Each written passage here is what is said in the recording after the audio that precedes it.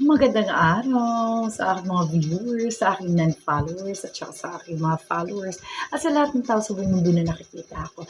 Maraming salamat at pasalamat sa Diyos na kasama pa kita ngayon na malakas.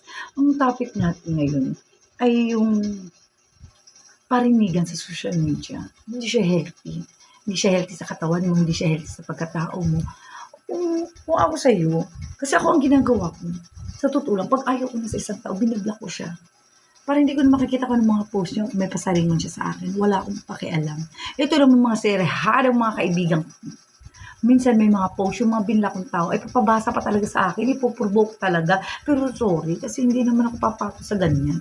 Dahil kaya ako nga siya inilet go sa aking Facebook friends. Kaya ka nga binlock. Kasi ayaw kita maging burden sa buhay ko. Gusto ko yung masaya lang. Hindi ayaw na kitang intindihin. Kumbaga ay hindi ka kawalan sa akin, mas kawalan na bibitawan kita. Kaysa mababurden ako sa iyo. Mas maganda yung gano'n. Ikaw mo kaibigan, huwag ka namang pakita sa akin kung ano mga post ng kaaway. Ay, di ba ganun? Kaya nga iniwasan mo na, nilet go mo na kasi ayaw mo siya makasama sa buhay mo. Okay, ganun lang yun.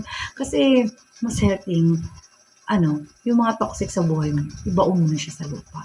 Okay? Oh, please like and subscribe. Huwag kayong manawa. At saka i-comment ninyo kung ano yung gusto niyo magiging topic natin sa araw-araw. Maraming salamat.